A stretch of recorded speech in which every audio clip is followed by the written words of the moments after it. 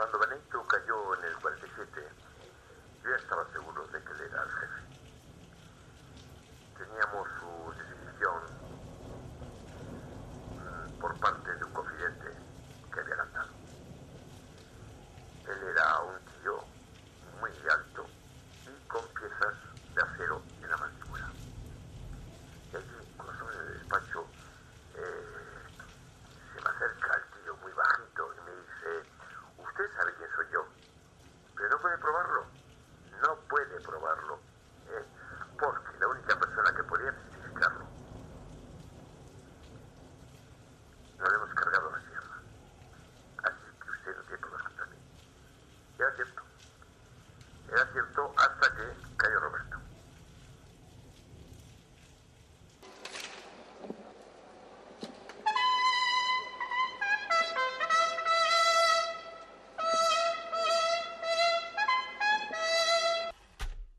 Comparece ante este tribunal Ricardo Benito Sapena.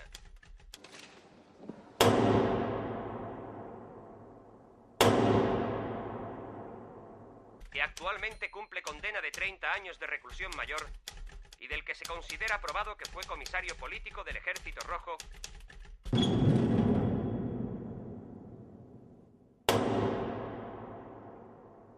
y que una vez finalizada la guerra huyó a Orán, donde inició la organización comunista entre los españoles residentes allí.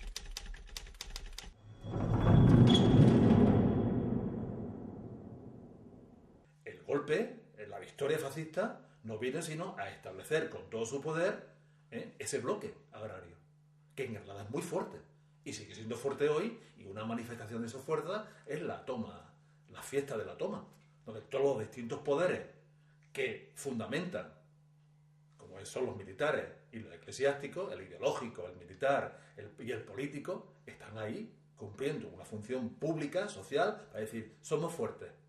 Aquí nadie se escapa a nosotros, a nuestro control. Bien, la historia está bien clara. Y la historia empieza en el 36-39, con la guerra de clases. Y con la victoria del fascismo.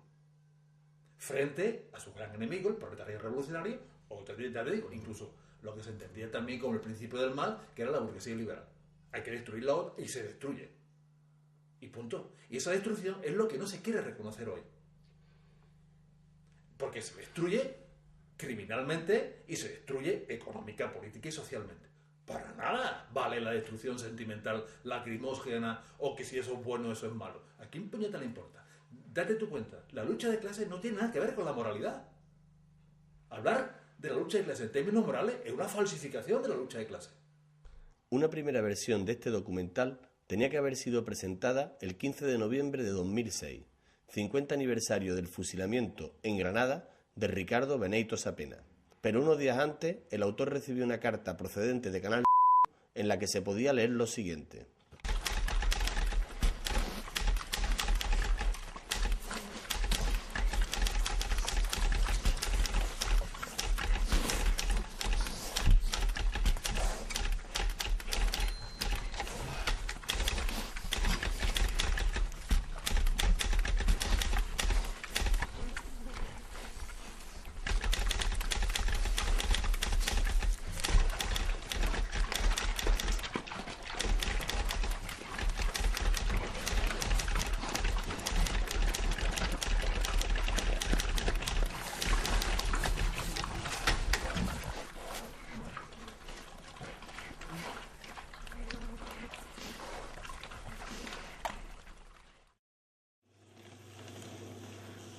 Durante meses, el autor montó, desmontó, cortó, pegó, conspiró y amenazó buscando una salida. Y al final se quedó sin documental.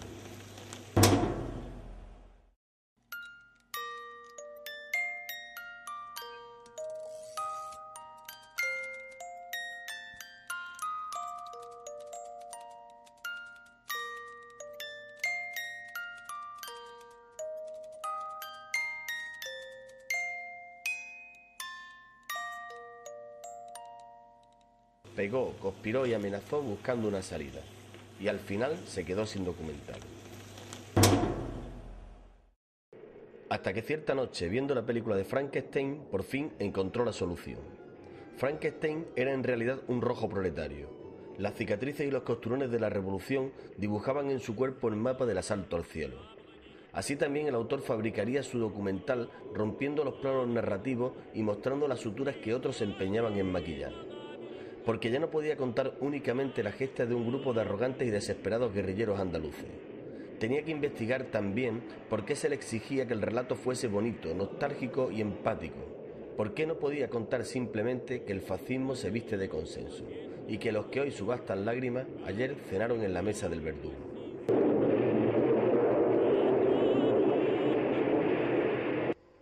¿De verdad cree que puede dar vida a los muertos? Yo lo he creado. Lo he fabricado con mis propias manos de cadáveres que he sacado de tumbas, de horcas y de todas partes. Véalo usted mismo.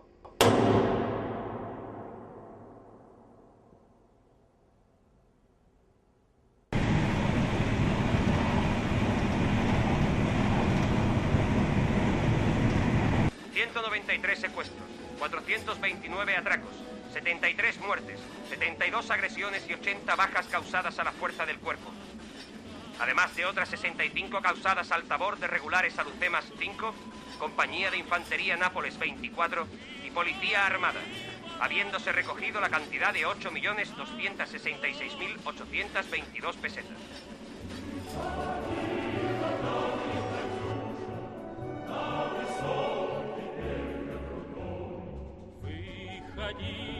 Песню заводила про степного сизого горла, про того, которого любила, про того, чьи письма берегла.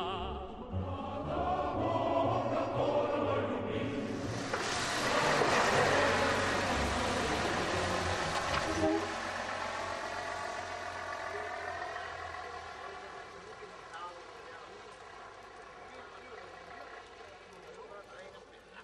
Usted estuvo cuando estuvieron ahí en Pera, la gente de la guerra que se llevó de ahí, los mulos se los llevaron cargados de jamones y todo lo que había en el cortillo. ¿Estuvo hasta ahí? Sí, ¿para qué le voy a engañar a usted? Le digo que sí. Hombre, claro. Ahí estuvieron y vinieron y se llevaron la guarda también y el cabrero. Porque habían dado un chipatazo, no sé qué. Los colgaron más para allá. Exactamente, los colgaron en un sitio que le dicen La Charca. Por eso digo que yo he visto eso y eso es... Aquí hemos padecido mucho sobre eso, hombre. Aquí están los 8. Murieron el día 28 de enero de 51, lo que estamos ahora de 51, 52. Lo que yo sí dije que tenían las herramientas que no eran muy buenas herramientas. No, 4 escopetas viejas. Sí. Y no tenía herramientas para defenderse. No, defendíamos bien, pero era ya porque teníamos unos conocimientos muy buenos de las montañas. Que no estaban previstos de armamento bueno. No.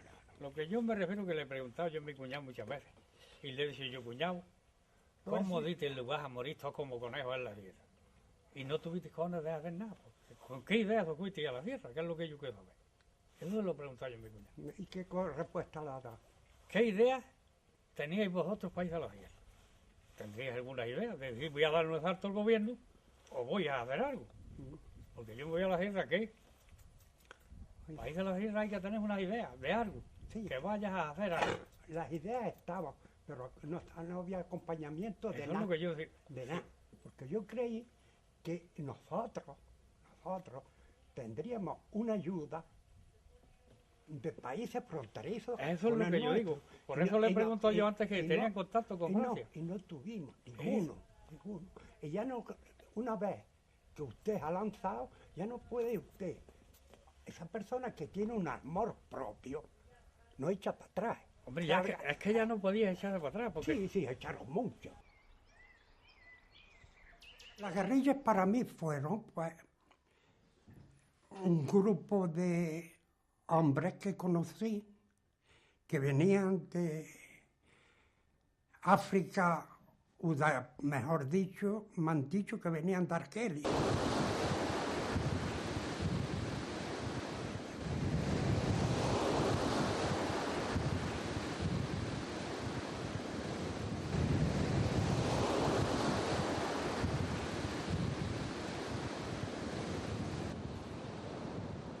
Entonces se pensó por parte de la dirección de nuestro partido crear grupos que cruzaran la frontera de Francia por los Pirineos y grupos que cruzaran los mares por este lado de acá y empezar a meter mano a diestro y siniestro. Había que organizar la lucha no sobre esa base de ese enfrentamiento de guerrilleros armados frente al ejército, sino guerrilleros armados para que los obreros también, si no están armados, con huelgas, y porque los campesinos, si no están armados, pues también sepan que los guerrilleros luchan por su bienestar, porque la tierra de los terratenientes no se explote, pero para que los campesinos cojan cosechas.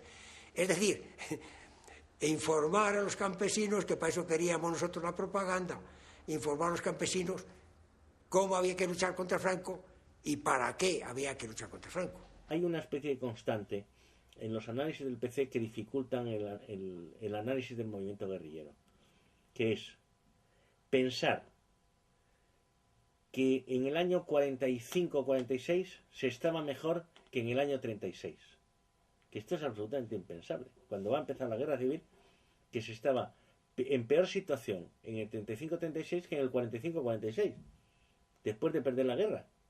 Esto es algo que es una constante en los análisis del PC. Ahora sí que estamos bien. Ahora vamos a ganar.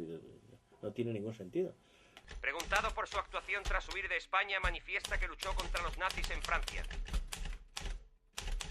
y que tras acabar la Guerra Mundial fue llamado por el secretario de organización del Partido Comunista Santiago Carrillo a Toulouse, donde realizó un curso de capacitación política con el fin de volver a España para luchar contra Franco.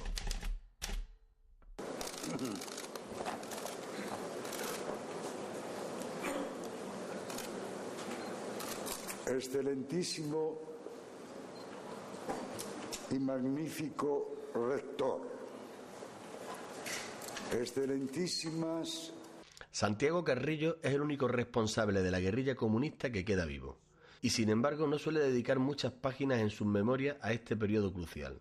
Suele contar, eso sí, cómo llegó a Argelia en 1944 con la misión de desembarcar en Málaga al frente de diversos comandos guerrilleros, y cómo finalmente tuvo que trasladarse a Francia para atender tareas relevantes dentro de la organización comunista. No cuenta que fue a Ricardo Benito Sapena, con quien posiblemente coincidió en Orán y a quien posiblemente ya haya olvidado, a quien le tocó entonces cumplir la suicida misión de entrar en Andalucía. Estoy conmovido por la laudatio pronunciada por el profesor Cayetano López, en la que ha campeado tanto la lucidez como la amistad. Que de donde amigo vengo, de una cerdita que tengo allá en la cárcel de Orán, pa' dormirte en una estera, con un bate de primera que huele bastante mal. Entre mi esterita tengo chinchesalas que mantengo grandes como un camión, y piojo entre las mantas cuya presencia me encantan, de mi propia sangre son. Salimos todos del este de la ciudad de Orán, todos, la barca completa. El primer trozo de tierra española que divisábamos fue el Cabo de Palos.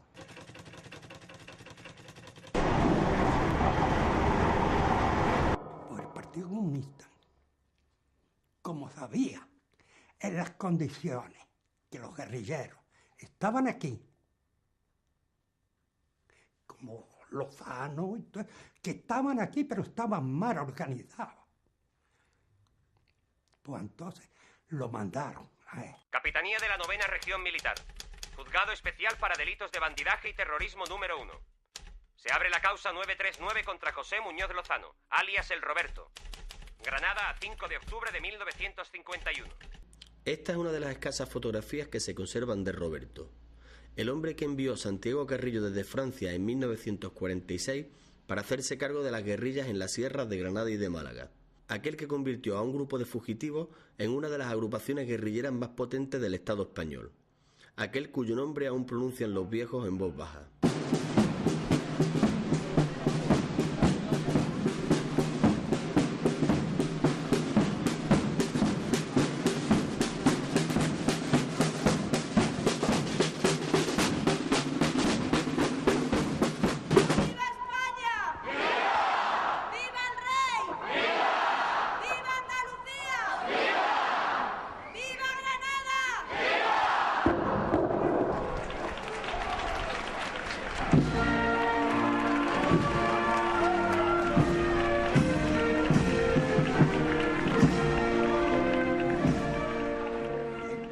Que explotaba la clase obrera, nosotros nos apañábamos de una manera o de otra para encontrarnos un día, no importa de qué manera y a dónde, y si había que ir al pueblo a por él, íbamos al pueblo, no importa qué pueblo, iríamos a por él, a su casa.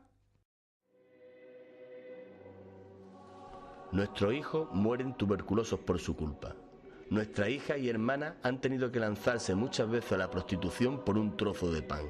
Nuestros hogares están deshechos, mientras ellos, tiburones insaciables, hacen fortunas amasadas con la sangre del pueblo. Esos crímenes tienen que pagarlo, y una sola pena puede aplicárseles: la muerte.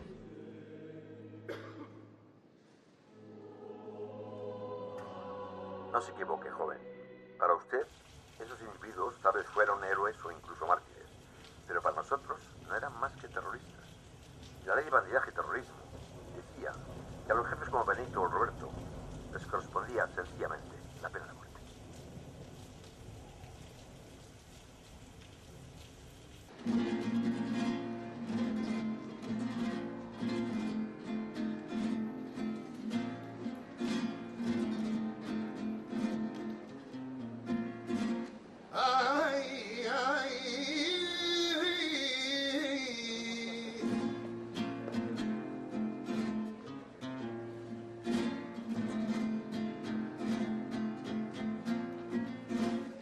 La sierra de Granada,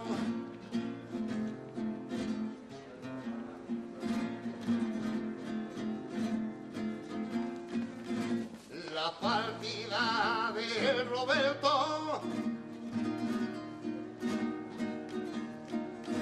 son el terror de los ricos con atraco y secuestro. Son el terror de los ricos con atraco y secuestro. Esto es una historia, lo que pasó aquí es una historia larga de contar. Pues nada, nosotros no tenemos tiempo para escucharla. Sí, pero es muy largo de contarlo. Aquí se pasó mucho cuando eso. Con dos te tenías que acostarte y no te daban a matar la polla y te echaban a acostarte. Y cerraban las puertas con zoo. Tú hubieras estado aquí ya te hubieras enterado. ¿No vieron lo que decían del terrero, que en gloria esté el hombre? Claro. Estaba arando y vio a los civiles venir y dice: otra paliza hoy. Todos los días le daban una. Dice: otra paliza hoy. Dice: pues le van a pegar a su padre. Y agarró y dejó la yunta y se fue a la sierra. Les pegaban todos los días. Aquí tenía el tío un mojón puesto ahí, un terrateniente. Otros lo tenían en aquella esquina y otros en la otra. Aquí no había un terrón de propiedad ninguno, ni un terrón. No había nada. Ni un terrón de propiedad, era todos los señoricos. 4 terratenientes cercaban al pueblo y el yugo. Ibas a trabajar de que bebía hasta que no bebía por nada. Comimos una vez porque no teníamos nada para comer. Y comimos hierbas, cocidas. Y si habría alguna mala, y nos pusimos el tío Ricardo, y todos nos pusimos más, pero el tío Ricardo y yo, eso, fuimos los que nos pusimos peor, teníamos que comeríamos más, y nos pusimos chalados perdidos, loquitos. Y como nos pusimos. Yo iba de puerta en puerta pidiendo cachopa para comer. Y me lo han dado algunos. Y otros me han dado una patata. Muchos me han dado una patata también. A ver. Cuando tú te ves dentro de una casa con tu padre enfermo, en una cama, y 3 hermanos más, tu madre en la cárcel, y que no tienes nada, a comer, ni a beber, ni nada. Explícame tú, ¿qué te se puede pasar por la cabeza? ¿Por qué se fue tanta gente de aquí, cabrón? Por lo que yo le he dicho, por la hambre. Por la hambre. Tenían mucha hambre y decían que le iban a dar vamos, que iban a vivir mejor. Y se fueron nada más por la hambre que aquí había. Aquí había muchísima hambre. Y engañados también la criatura. Porque si me hubiera pillado lo que estamos aquí grandes, hemos pillado con Zaibo y Caña y yo no nos fuimos, pero hemos pillado lo mismo, nos vamos lo mismo. Porque fue un engaño muy grande de la criatura. Pues todos los que fueron, los que eran mayores, haber estado en la guerra y en los campos de concentración, todo eso viene, salió de los nuevos, que eran ya por ideas, que los calentaron, hubo que los había, hubo aquí por engañado, luego cuando nos pillaba, allí sí dijimos que me habían engañado. Aquí no fue otra cosa, aquí fue el engaño lo que dijeron a la criatura. Porque yo creo que un hombre con 20 años en aquellos tiempos, 19 o 20 años que tenía, no tenían preparación para nada. Es que diga eso, pues le puede su cara que es mentira yo. Aquí se fueron por ideas de comunistas. Luego que el comunismo me estuviera engañando, los jefes fuera eso, ya no entro yo porque ni está uno preparado para eso. Porque su marido, ¿por qué se fue a la sierra? Porque yéndose a la sierra le parecería que lo iba a solucionar todo. Digo yo. Que se fue y ya está. ¿Él no le explicó nunca por qué se iba a la sierra? Ni que se iba ni no iba, él no me dio nada. Nada más que el pillo y se fue y ya está. Aquí fueron los menos 30. A todos los conocía yo. Y me contaba mi cuñado dónde fueron a parar. Fueron a parar a una cueva que leí en la cueva de Don Alonso. Allí lo estaba esperando Roberto. Y todas las partidas que había en la sierra lo estaban esperando allí. Salió Roberto, un tal Roberto que era el que mandaba la agrupación guerrillera de Granada, y me explicó que era la guerrilla. El sufrimiento, que no era un sitio donde tú venías para pasar vacaciones, no. Era para aprender una responsabilidad fuerte y que había que tener un temperamento duro, porque las guerrillas eran muy duras y peligrosas. Roberto Zoya, que era jefe de la partida y era el que manipulaba y mandaba y que era más malo que la llama del infierno. Un hombre militar, porque es que lo tenía en su pellejo, era militar, pero un hombre formal, un hombre que miraba a toda la gente que tenía alrededor del mismo ojo, podemos decir, de la misma forma. Para él no había analfabeto, ni inteligente, ni nada. Lo que había era guerrillero. Ese era Roberto. ¿Y de Roberto escuchaste hablar? Roberto sí lo voy a decir pero que aquí no.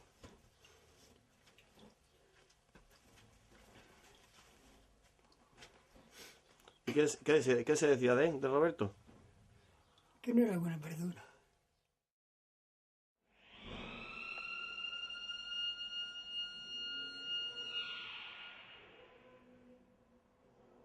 Se trataría de un doble juego dialéctico entre dos tipos de discursos para la recuperación de esa memoria. Un discurso moralista y un discurso sentimental. Todo lo que se escape de una lectura moralista y sentimental, todo lo que se escape de un conocimiento, valga el término, moralista y sentimental, eso no vale. Tú no puedes, porque si no te vuelves radical, intransigente, te descolocas, te anula. ¿Quién es el que mejor hace esa lectura moralista y sentimental? Evidentemente no un tipo de derecha, sino el progre, el falso, el intelectual amarillo. Ese militante de izquierda, que sigue aparentemente manteniendo la figura de esa militancia de izquierda, pero en su práctica política o en su práctica intelectual, ideológica, no tiene nada de izquierda, muy al contrario, está para consolidar el sistema, para darle la mala conciencia al sistema, para denunciar lo denunciable, pero no ir a la raíz de las situaciones, de los problemas. Hay una cosa en los políticos que a mí me fascina, en los políticos que yo he conocido, ¿no? Que es una frase que yo he oído tantas veces y que me impresionó siempre, que es una frase para estúpidos, ¿no? Es decir, para nosotros, para los ciudadanos, ¿no? Que consiste en decirte, hemos cometido muchos errores, o hemos cometido errores. Entonces, claro, el ciudadano bobo, que somos la inmensa mayoría, dice, mira, esto es un ejercicio de autocrítica, reconoce que ha cometido errores. Y sin embargo, no pasamos al punto siguiente, que es decir, dime uno. Y entonces, si tú le preguntas, dime uno, entonces sí que se rompe el encanto, porque no está dispuesto a decirte ninguno. Nuestro país, España, tiene una gran deuda con Santiago Carrillo en el proceso que nos ha conducido hasta lo que hoy somos. Seguramente nada extraordinario, pensarán algunos de ustedes, pero hay que recordar el tenebroso y desesperado estado del que partíamos hace ahora el tiempo de una generación.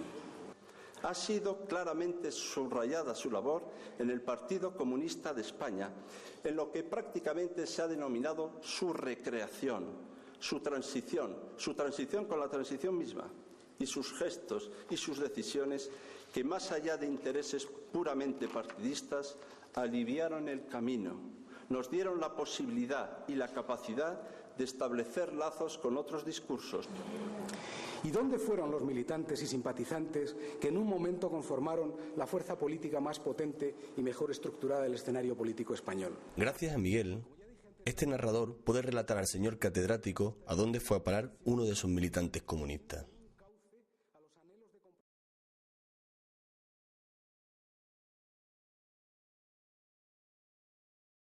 La muerte de Jaime fue una muerte tonta y dura. Jaime, pues estábamos en Agrón, los chaparrales aquellos, y por la noche dice, Ale, preparados que vamos ahí a ver un patriota. Me acuerdo. Yo era el más jovencillo que tenía. Y claro, podemos decir que me habían confiado a él. Gómez, Ale, vente tú también. Y nos fuimos. Llegamos a su casa, a la casa del patriota. No se habían ni sentado. Pon en la puerta. ¿Quién es? Dice, la Guardia Civil. Y con el cañón, pues, fue a chuchar la cortina para mirar a ver dentro de la pieza. Y ya detrás de la cortina estaban nosotros. En esta cueva, pues dieron un chivatazo de que la gente de la sierra estaba allí. Y fue una pareja de la Guardia Civil y el alguacil del pueblo, de Venta. Pues ahí me le pegó, no sé, no pegaría mucho, pero a lo menos 2 tiros le pegó. Cayó por tierra y allí salió todo. Y Jaime, como ya los tíos tiraban con una ametralladora y ya, pues quéjate, tenía una bomba de estas de piña, no sé si conoces toda esa bomba, la cogió, sacó el brazo y le metió a la puerta, afuera. Y efectivamente, armaron el tiroteo, mataron a un guardia y al alguacil lo hirieron. Pero es que no se había dado cuenta que aquello era una cueva, que era de tierra aquello. Y vino un casco, rompió el muro y le pilló a él. Nosotros sabíamos que no iba a vivir. Pero nos dijo, déjame aquí y hizo vosotros. Mira, Jaime, no nos vamos. Nos quedamos aquí. Tú no te calientas la cabeza, nosotros nos quedamos aquí al lado tuyo. Ya veremos. Y entonces dice, pues, no me quitéis mi pistola, ¿eh? Nos lo llevamos allí a los Altos Cerros, que frente a Grón. Y allí se terminó de matar, ¿eh? Porque en el fondo se terminó, Unos que nacen, otros morirán. Unos que ríen, otros llorarán. Agua sin cauce, ríos.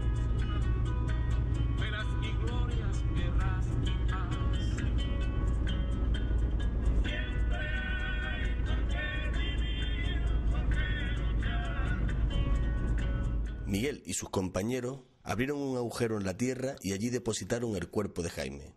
Pero al día siguiente, unos cerdos del cortijo de Pera olieron el cadáver, lo desenterraron y lo devoraron. 8 meses después, los guerrilleros asaltaron el cortijo, ahorcaron al guarda y a un pastor por chivato, y se llevaron 40 jamones.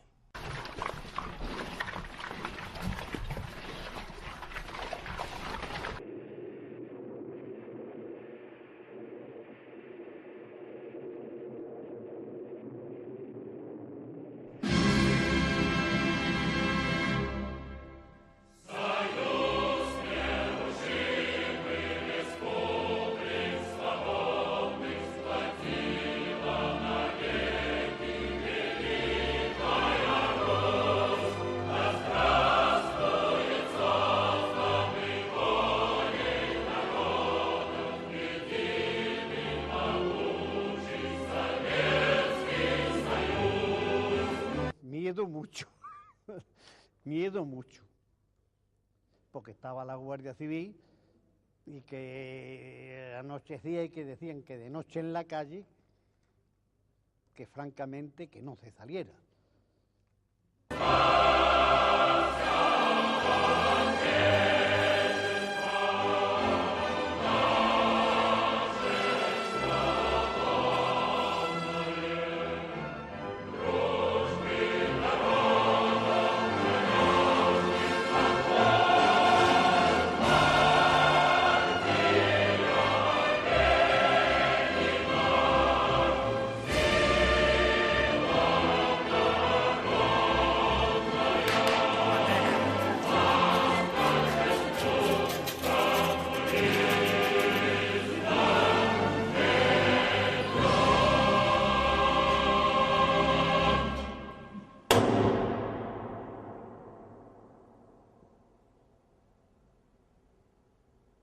Y aquella tarde se formó allí un trapicheo de espanto. ¡Ay, que son! Si son los de la sierra, si son los de la sierra y tal. Entonces nosotros teníamos para arriba, para lo alto. Era un camino de extraperlistas. Y en el camino de extraperlistas había un corral de ganado.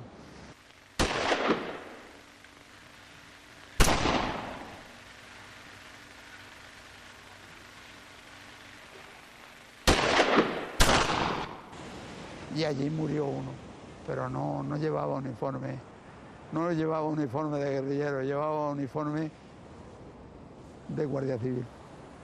La guerrilla no tenía el fin de luchar contra la Guardia Civil y contra eso. La guerrilla tenía el fin de atacar a la dictadura, y para atacar a la dictadura había que estar en contacto con el pueblo, y al pueblo no le ganabas tú, no le ganabas tú nada más que si hacías algo de justicia, y no abusar de eso. Con 1,90 m de altura y las mandíbulas de acero, Ricardo no era precisamente alguien que pasara desapercibido. Y sin embargo, aunque cayó en 1947, la policía no descubrió hasta 1953 que había apresado al jefe máximo. Con Benito en la cárcel, Roberto y sus hombres perdieron el contacto con el partido. Tomaron entonces una decisión tan lógica como catastrófica: seguir con los preceptos insurreccionales del manual del guerrillero. La agrupación granadina protagonizó sus golpes más espectaculares en plena Guerra Fría. Las cosas no salieron como nosotros pensábamos tampoco.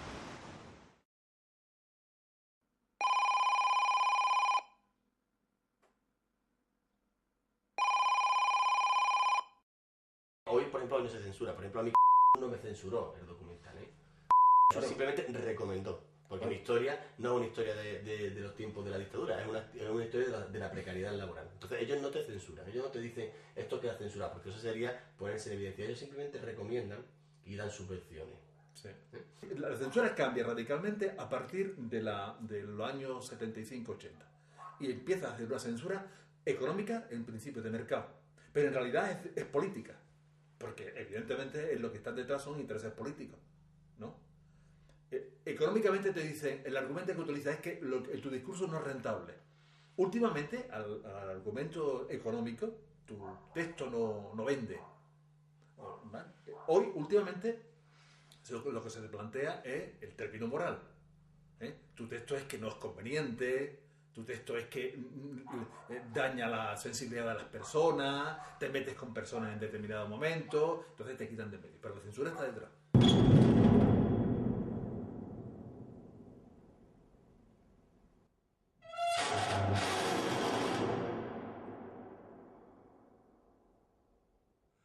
Cuando yo empecé a este guerrillero, para mí eran periodos de 2 o 3 años. A ver, un periodo que yo creía que cada día que pasara iríamos de más en más. Yo esperaba una revolución en mi cabeza. ¿Sabes?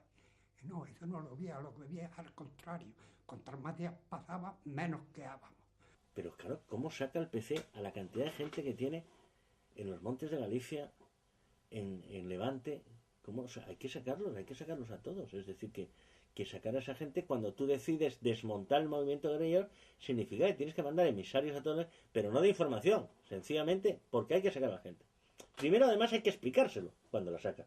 Porque el tío está allí, ha matado ya lo que ha matado, le han matado a él, a media familia, entre la Guardia Civil y el Ejército de Franco, y ahora vete tú a decirle que esa guerra está perdida. Y que se coma el rifle y que lo esconda esperando tiempos mejores, y que se tiene que volver a Francia y dejar el territorio donde él esperaba que le iban a liberar. Porque lo curioso es que tanto el movimiento guerrillero como los ciudadanos antifranquistas, los dos pensaban que a diferente nivel, pero los dos les tenían que liberar tropas exteriores, porque ellos solos no iban a poder hacerlo. Cuando el teniente coronel Limia se hizo cargo de esto, trajo un equipo de hombres muy preparados, muy curtidos, y entre ellos había antiguos guerrilleros que nos vinieron muy bien en las contrapartidas, una vez que habían sido fieles, claro.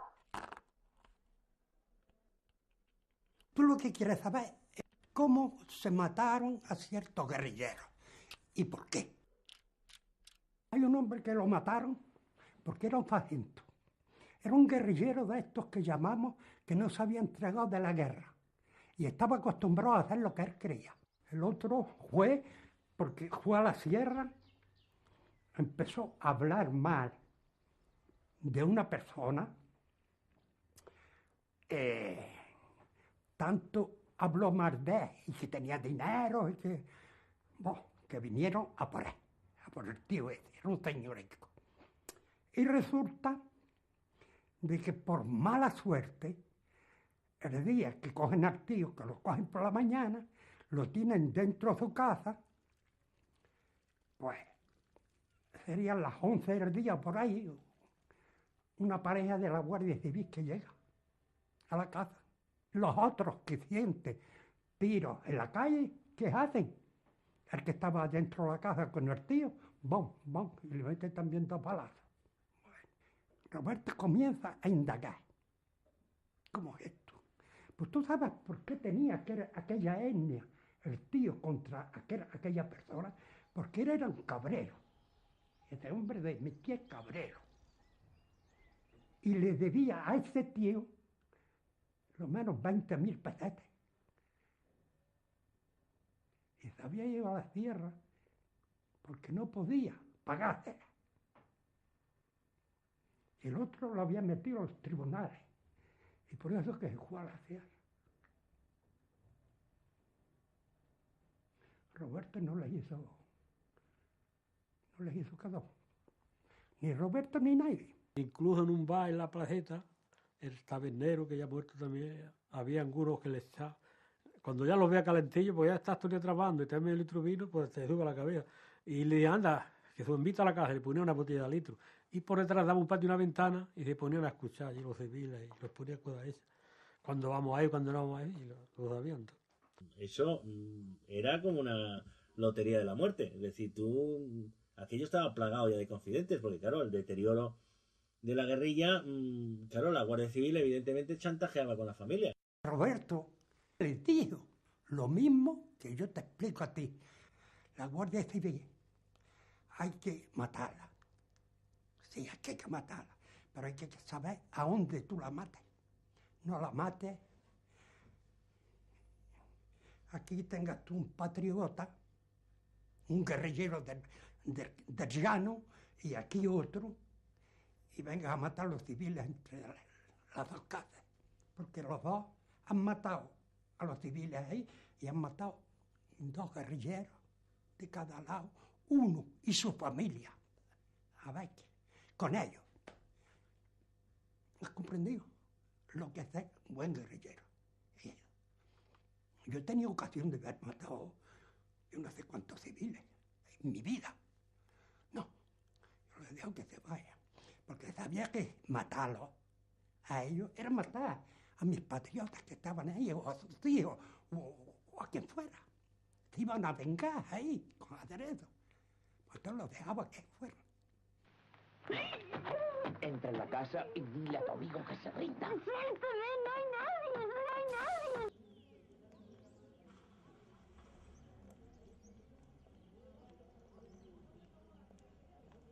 Pero que una historia muy grande, tenemos para escribir un libro.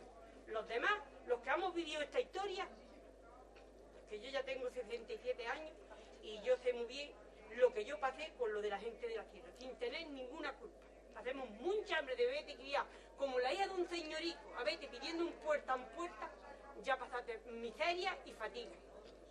¿Y la Guardia Civil qué tal se portaba en el pueblo? Muy mal, muy mal, porque llegaban y eran juergas todas las noches. Y donde había 3 gallinas, otros 2 gallos, saltaban las tapias y se los llevaban y se los comían. Y eran las juergas. Y nos llegaban, nos precintaban las puertas y las ventanas para que no pudiéramos salir. El que tenía un hermano en la sierra, le cerraban la puerta de noche y la pillaban con un precinto, la presentaban la puerta.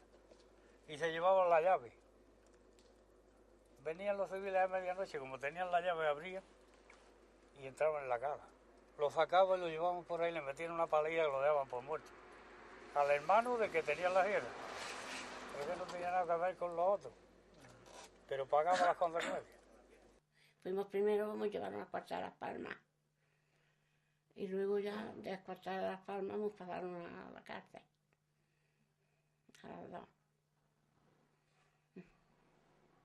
Estaba el capitán Caballero. Maldito sea la madre que lo parió, hacía muerto, ciego y con un cáncer. Yo creo que en los 7 días, los pisebres, la comida que nos daba el pan, lo echábamos allí, no hubo allí que picar un bocado de comida. Nada más de 4 cardillos y 4 cosas, lo que... Si siempre a la hora, un ratito antes de comer, subía 2 o 3 para arriba. Y así que tú lo veías venir meado, cagado, o echando sangre, en fin, venía... ¿Qué gana apetito te va a pedir tu cuerpo? No tengo una criatura como viene. Porque entró una mujer de Lua que tenía 3 hijos y un nieto en la tierra. Y dice, tus hijos son unos canallas. Dije, mis hijos cuando estaban conmigo no eran canallas. Dije, tus hijos son unos sinvergüenzas, mis hijos no son sinvergüenzas. Le metí una turta que la echó por la escalera. De la turta que le pegó. Y luego después entró otra, que decía Rafaela, la de Currito, que el marido era de aquí, estaba ahí ella también. Y decía, su marido un canalla, decía mi marido, se cae. Su marido un sinvergüenza, se cae. Y tú decía que sí, claro, la había pegado la otra, pues ya. A tú decía ella que sí. ¿Qué? Y cuando me entraron a nosotros, a mí me descompuso la barriga. Y 3 meses, ya tendría 2 o 3 meses la barriga más. Ya no podía ni subir la escalera. La tenía que subir en gata. Yo estoy convencido, no sé si... En uno de los materiales que he escrito, me parece que no es en ese, he dicho que yo estaba ya convencido de que yo estaba muerto. A mí me tiró a matar el general Prieto, el teniente, pero no pudo, porque me hizo muerto y creyó que me había asesinado ya, porque yo no daba señales de vida. Si no me remata.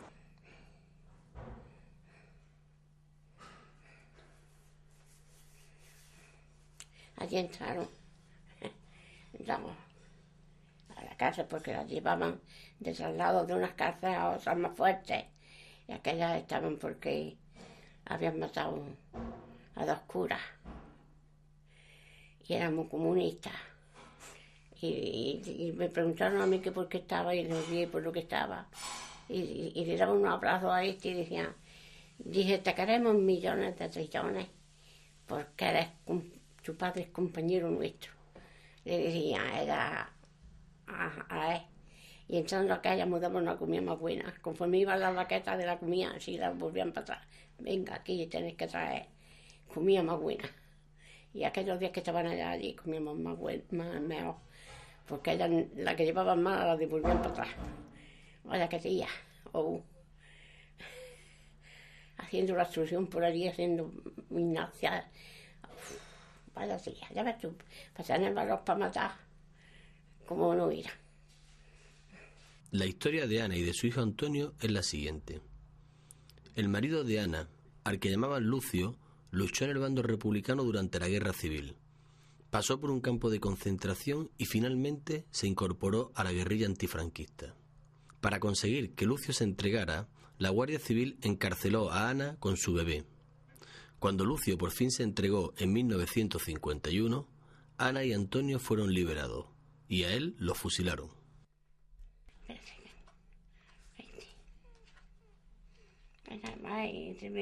Nada más en blanco como está, te ve tan mal.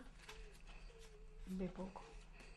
¿Y ahora por qué no le quieren indemnizar? Porque no estábamos casados. Porque no estábamos casados, como aunque no quería ir a la iglesia, teníamos que haber ido a juzgado.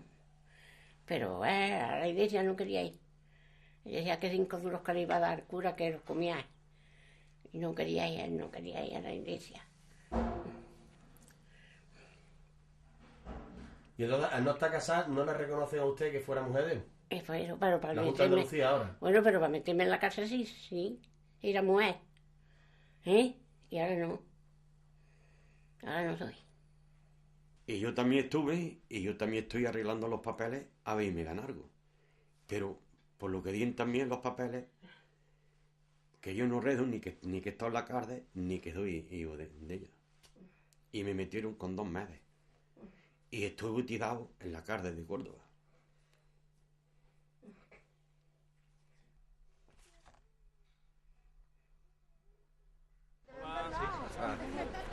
Señor Chávez, gracias.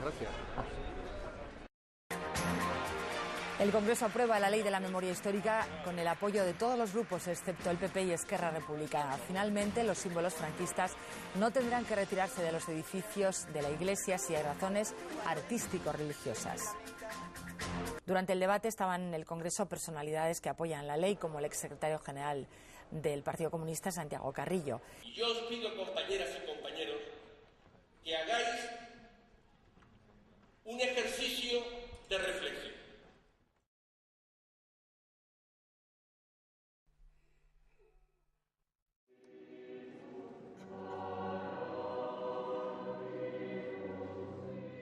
Cuando el autor recibió aquel correo electrónico procedente de donde se le recomendaba eliminar ciertos primeros planos de autoridades porque podrían ser relacionadas con el franquismo, inmediatamente se preguntó a quiénes se refería en concreto.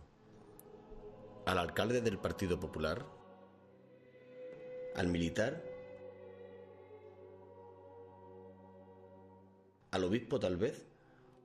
¿O quizás a un cuarto personaje que durante 2 años le pasó desapercibido?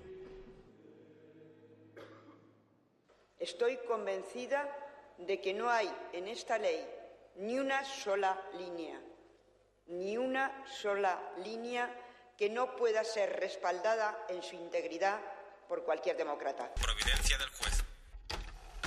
Recibido escrito del excelentísimo señor gobernador de esta plaza, ordenando que en el día de mañana a las 7 horas y en las inmediaciones del cementerio se proceda a la ejecución del condenado, cítese al defensor para que asista a la notificación de la sentencia y ofíciese el administrador del cementerio para que tenga preparada el ataúd y la fosa necesaria. Hay por todos lados, mujeres. Todos los vuelos que tú veas son de balas. Todo. Así que puedes tirar todo lo que quieras. Todos son balas. ¿Que lo fusilaban aquí? Claro, aquí hay un hoyo que había ahí. También la tiraba. Esto cuando fusilaban más era... Más cuando yo tenía unos 8 o 10 años yo no he llegado.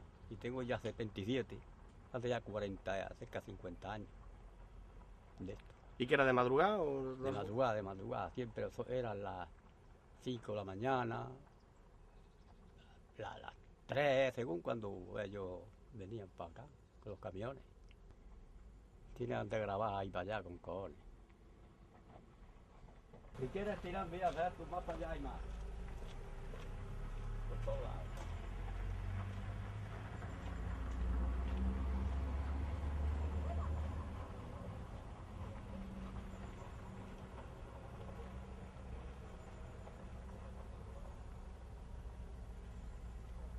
Faltó ayuda para que hubiesen salido allí. Aquello fue criminal. Aquello fue criminal. Porque yo que caigo en el 47, me entero después que ya el partido ya había decidido de que eso no podía seguir. ¿Qué pasó ahí? Pues no lo sé. No sé. Nadie lo ha aclarado eso. En 1948, Santiago Carrillo mantuvo una reunión con Josip Broz Tito en Yugoslavia, donde solicitó armas para la guerrilla española. Según la mayoría de los historiadores especializados, poco después Stalin lo citó en Moscú junto a Dolores Ibárruri, y allí les aconsejó que ante la esterilidad manifiesta de la lucha en la sierra, desmontaran el movimiento guerrillero e iniciaran la infiltración de los militantes comunistas en los sindicatos franquistas. Pero el escritor Gregorio Morán nos ofreció otra versión de estos hechos. En aquel momento ya Stalin ha decidido ir a por la cabeza de Tito y del partido yugoslavo. Incluso prepararon una posible invasión de Yugoslavia. Y en aquel momento aparece Carrillo para pedirles armas y medios para la guerrilla del Levante. Entonces, claro, cuando se entera, por supuesto inmediatamente se entera la dirección soviética y descubre que estos gilipollas no tienen ni zorra idea de lo que está pasando en el movimiento comunista internacional y en la Cominform, porque el Partido Español era un partido de menor cuantía para ellos, pues es entonces cuando Stalin le recibe, porque Stalin recibe a Dolores Ibárruri y a Carrillo, le recibe porque está preocupado diciendo, bueno, ahí hay un pequeño quiste, que estos no vaya a ser que estos ahora me salgan pro-yugoslavos y tengamos un problema con lo que significa el Partido Español.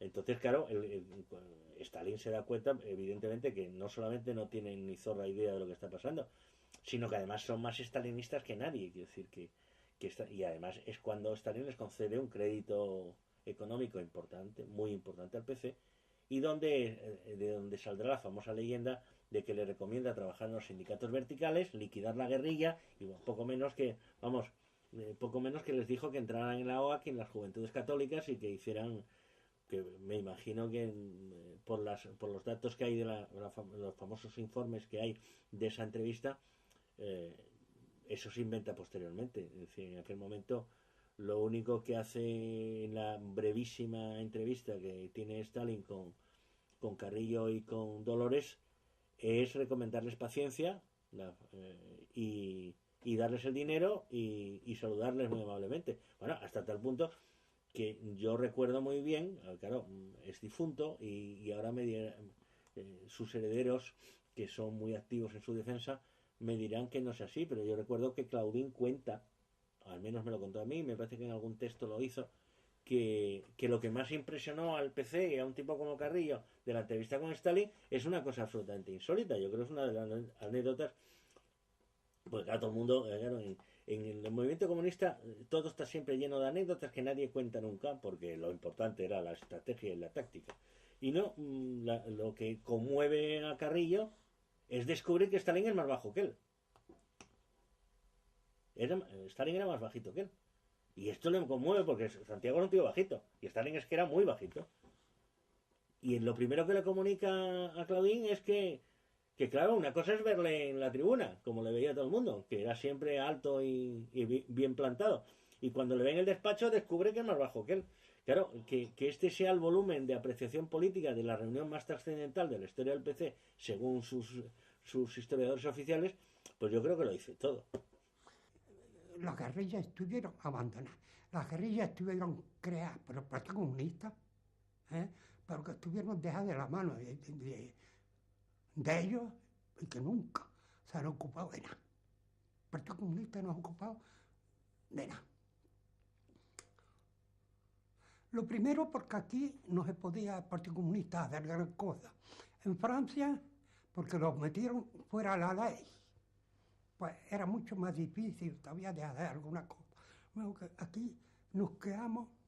Cuando Carrillo dice nosotros nos adelantamos a la crisis del movimiento guerrillero y en el 48-49 decidimos levantarlo y tal, pero esto fue un error porque nos retrasamos mucho, es una desvergüenza absolutamente inaudita, porque ellos en el 48-49 él se hace el reproche de que tardaron mucho en desmantelar el movimiento guerrillero, que lo cual, vamos, es de una jeta para morirse, porque ellos no desmantelaron el movimiento guerrillero hasta el año 51-52, que ya no queda prácticamente nada. Es decir, que la responsabilidad criminal, por en ese sentido, es que hay 3 años ahí en los cuales el movimiento guerrillero, lo que queda, se convierte en al bandidismo porque tienen que sobrevivir como puedan, y el PC y la dirección del PC los deja absolutamente al país. La traición abre la puerta a la bala y el veneno. Los triconios traen del monte bestias cargadas de muertos. Los triconios traen del monte bestias cargadas de muertos.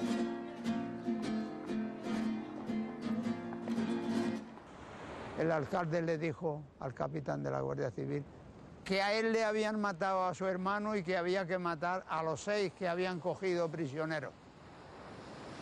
Y en el cementerio se los cargaron a los 6, muertos. Los únicos que quedamos con vida de aquel viaje fuimos los 4 de mi experiencia. Y esta gente saltó la mujer de Paquillo el Móvil por lo alto de las tapias y a punta de cañón los civiles querían matarle y decían, matame, pero voy en busca de mi medio. Y ahí hicieron una faja y los echaron como los perros. Ahí están en una faja, echados como los perros. Que eran 3 de Salas de Loja, que los vi yo buscando bellotas que tenían unos 7 añillos. Y eran 3 hermanos de Loja, que uno tendría unos 17 años, uno tendría 18, otro tendría 25. Guapísimos. Y dijeron, ay, nosotros moriremos, vosotros veréis. Con aquellos tiempos íbamos nosotros con un saquillo a buscar bellotas para poder comer. Así que fíjate, si hay Dios en el cielo, Dios es muy grande. ¿Qué pasó? Que dieron un chivatazo ahí, unos que había ahí, y fueron los civiles y cercaron el cortillo de noche. Tuvieron un cañón de artillería y lo pusieron en la venta al velado. Y de allí tiraban cañonazos al cortillo hasta que lo echaron abajo. La gente tiró a la calle, como era de día, pues los mataron allí en un pelado que había allí. Le dije yo, digo, Pepe, ¿puedo ir contigo? Vaya, dije, vente. A ver si conozco a alguno y fui. Y desaproveché yo a ese de cruzar las canadienses que tenía. Las canadienses con pellejo de oveja por dentro, forrada. La punta de la pistola colgada. Y tenía un tiro pegado en la ceja. Y muchos tiros pegados en el cuerpo. Y el muchacho ese joven pues estaba con una pierna partida y con 60 tiros pegados en la barriga que tenía. Ese era de Salah. Que la memoria histórica no es solo patrimonio de izquierdistas se puso de manifiesto cuando nos contaron que el exgeneral Enrique Rodríguez Galindo pasó su infancia en el pueblo del Salar, uno de los más castigados por la represión antiguerrillera. El padre de Galindo fue comandante de puesto en el Salar en los años en los que la tortura, la aplicación de la ley de fuga y el encarcelamiento de familiares eran hechos cotidianos. 45 años más tarde, el gobierno de Felipe González premió las actividades antiterroristas de Galindo hijo en el País Vasco, ascendiéndolo a general. Poco después, el general Galindo fue procesado junto a varios destacados dirigentes socialistas por los crímenes del GAL.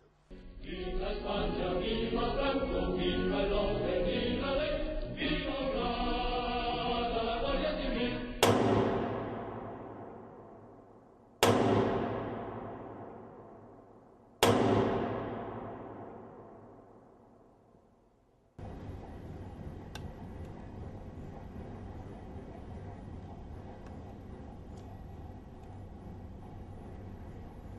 Del mismo modo que en el documental he intentado retratar la memoria política de unos campesinos que lucharon contra Franco, consideraba que era interesante retratar la memoria política de la oligarquía de Granada, a ver qué quedaba en su memoria de esa represión. Y creo que la toma de Granada, la procesión de la toma, resume muy bien los valores de esa oligarquía hoy en día, ¿no? Acabo el montaje y lo mando a Sevilla, y entonces la productora lo ve y pone el grito en el cielo, me dice que no viene a cuento directamente, que estéticamente no tiene interés.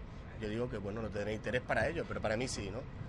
Y cuando pasa a ya la cosa se pone aún más fea, que cuando me mandan esa carta que se ve al principio del documental donde se me dice que vaya limpiando el asunto, ¿no? Y yo no me explico por qué, a ver, ¿por qué? ¿Sabes?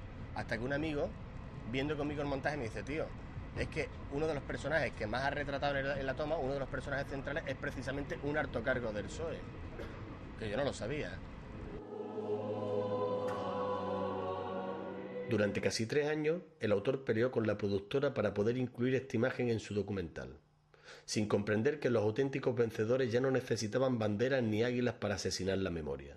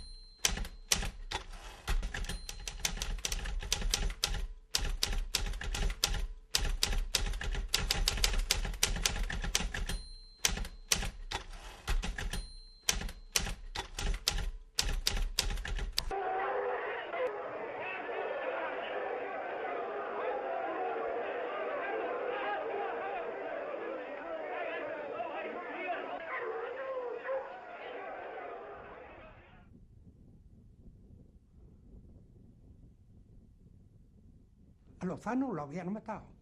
A Crescencio lo habían matado ya también, la Guardia Civil en combate. A Luis, que era de Barranco Güí, lo habían matado también.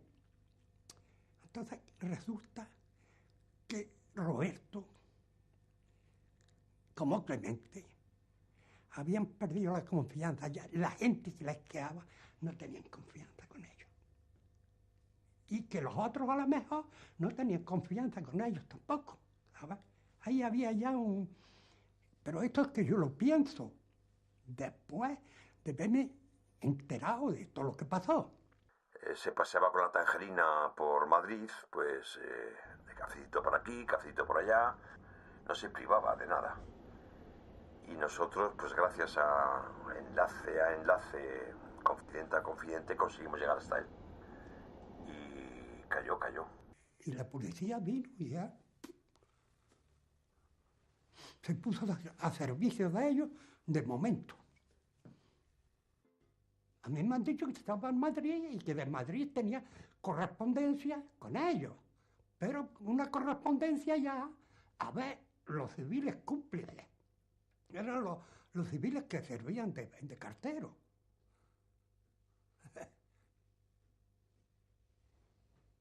Yo tengo, pero eso ha sido la gente que me lo ha dicho por aquí algunas veces.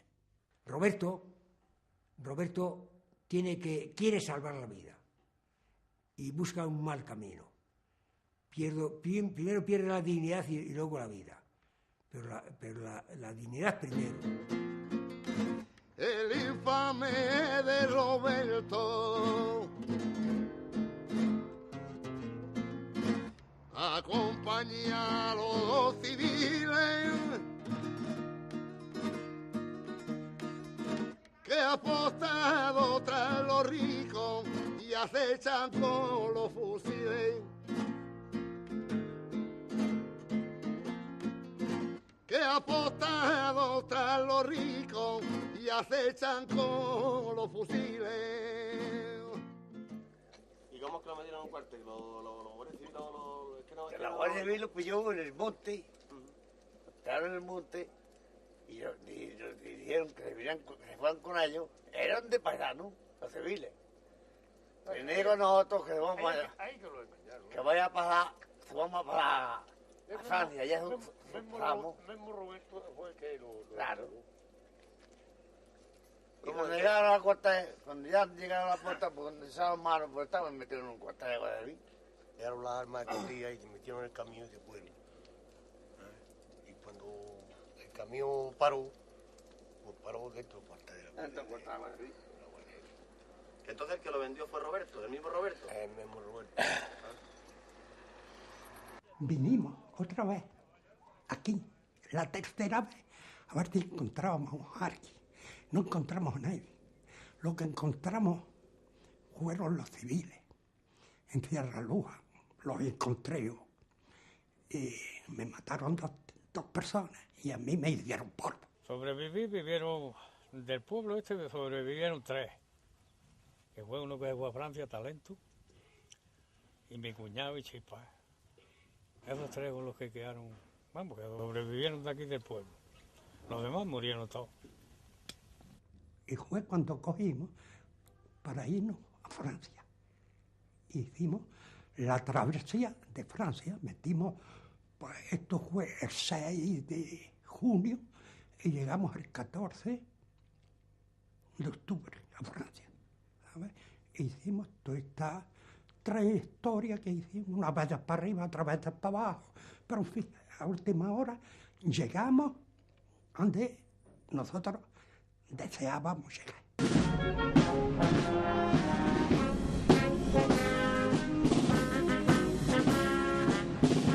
Según el fichero de la sección de misiones especiales, el número total de bandoleros comunistas a los que causamos baja entre Granada y Málaga fue de 303. Solo se escaparon 6 que consiguieron ir a Francia. Solo 6, los demás cayeron todos. Yo me he enterado cuando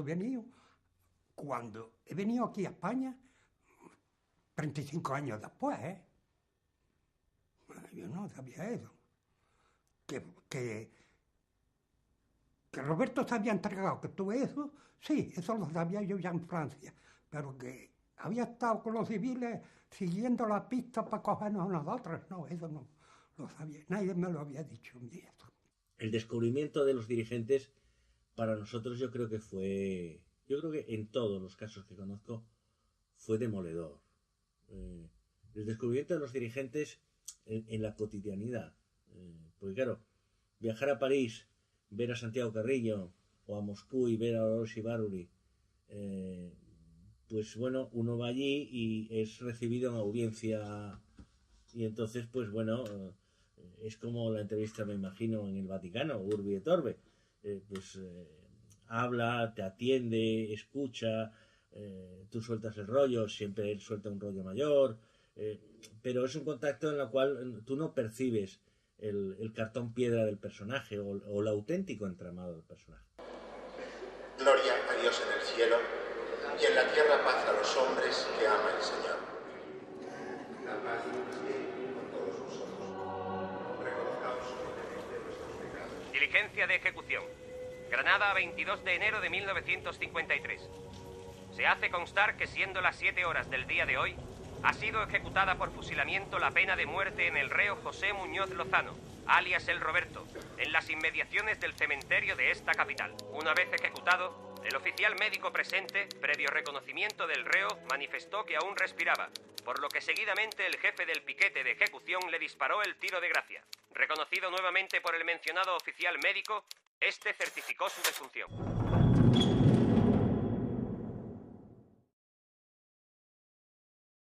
Tú también te tuviste que ir, ¿no?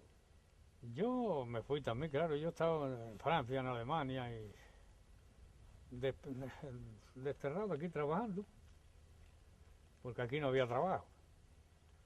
Estuve en Alemania, luego estaba en Francia una pila, en Barcelona. Estaba en Alicante, que es donde he corrido bastante, trabajando.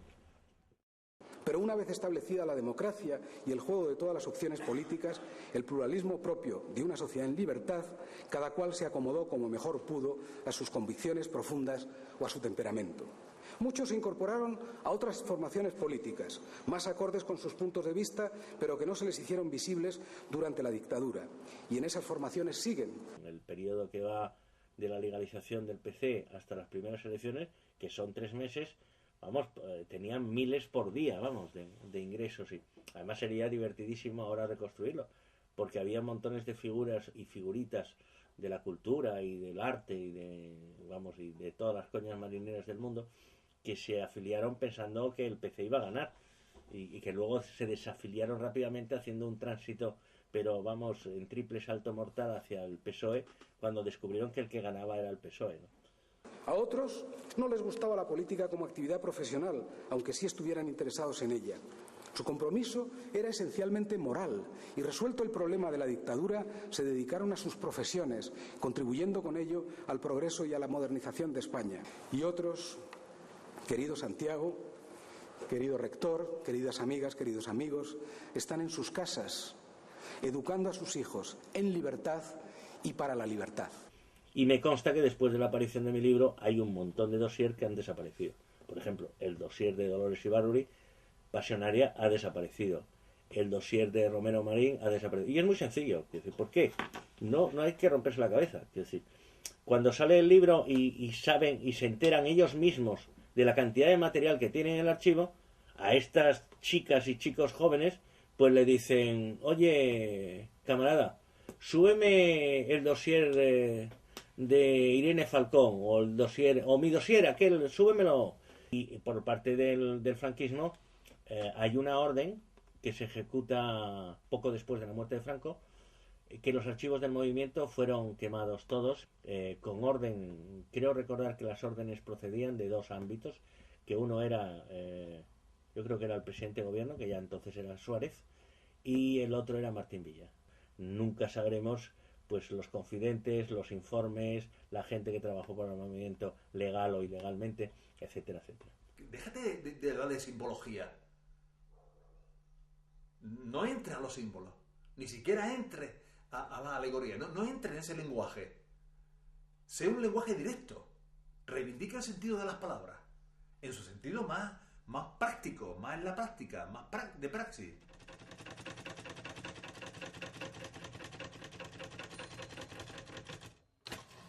Diligencia de ejecución. Granada, a 15 de noviembre de 1956. Certifico que por orden del excelentísimo señor coronel gobernador militar de esta plaza he presenciado el fusilamiento a las 7:30 horas del día de hoy del condenado a la última pena Ricardo Beneito Sapena, siendo las causas más remotas de la muerte del citado individuo heridas múltiples por arma de fuego y las causas más inmediatas de la misma 2 heridas que destrozan la frente, órbitas y ocasionan el estallido de la cabeza con gran pérdida de la bóveda ósea y abundante salida de masa encefálica.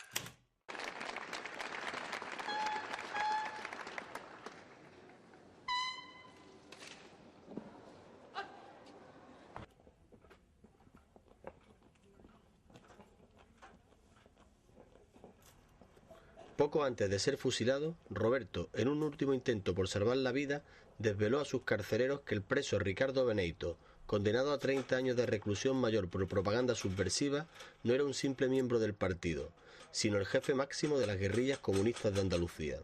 El régimen aprovechó el revuelo internacional levantado por la invasión soviética de Hungría para asesinar discretamente al viejo militante antifascista. Según el informe de la Guardia Civil, ante el pelotón de fusilamiento, Beneito gritó que si alguien pronunciaba palabras contra su padre y su madre, él pronunciaba la de viva el Partido Comunista. Ahí ya te vas a meter en un lío que para ser comunista. Y hay muy poco, ¿eh? Yo contra muy poco, ¿eh? Y al primero yo. Porque yo no he sido comunista nunca, pero comunistas hay muy poco. Y me quedo ahí. No te hablo más, José. Comunistas, lo que dicen comunistas, y hay poco. Hay que tenerlo mamado o aprendido en una escuela bien lo que es comunista, aquí no. Tiramos todos después al lado. Y lo que venimos igual a ser comunistas, lo que somos egoístas, pero comunistas. Señor Carrillo Solares, os admito e incorporo al Colegio de Doctores de la Universidad Autónoma de Madrid.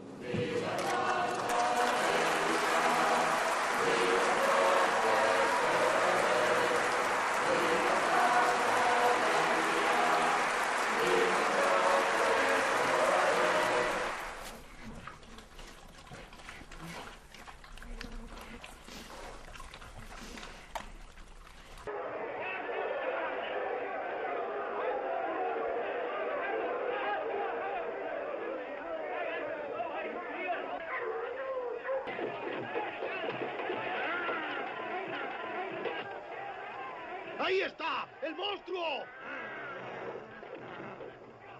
¡Rodeadle, que no escape! ¡Dale! ¡Cogedle!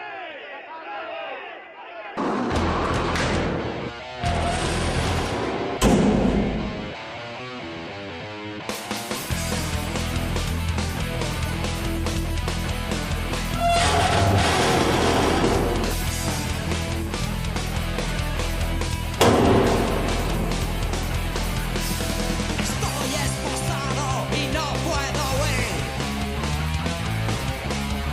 Golpes y patadas llueven sobre mí. Los carceleros me dan, descansan y vuelven. Otra vez, y otra vez, y otra vez. Con la furia del cobarde.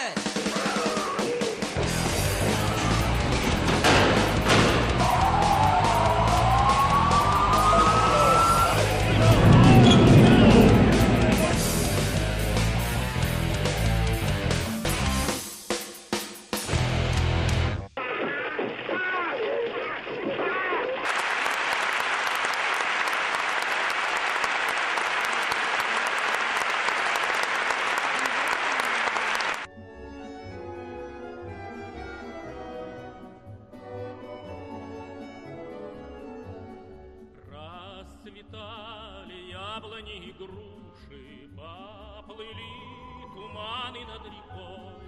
Выходила на берег Катюша, на высокий берег, на крутой. Выходила на берег Катюша, на высокий берег, на крутой. Выходила, песню заводила про степного сизого орла, про того, которого любила, про того, чьи письма берегла.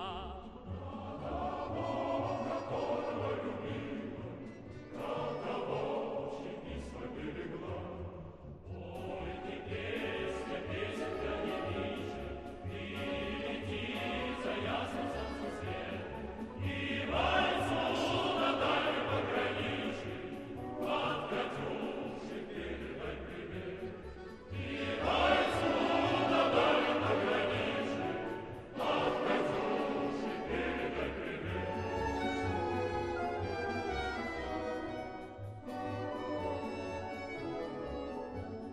Пусть он вспомнит девушку простую, пусть услышит, как она поет.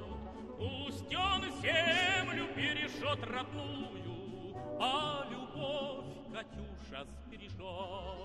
Пусть он землю бережет родную, а любовь Катюша сбережет.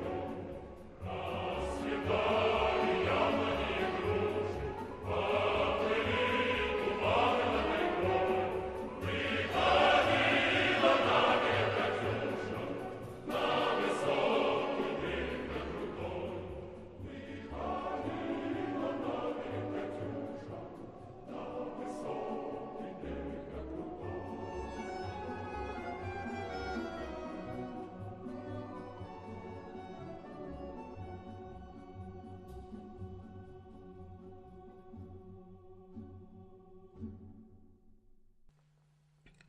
Y yo digo, yo, y ahora que fueron a comer tarde de cosas, esas come unos rustados con el azúcar.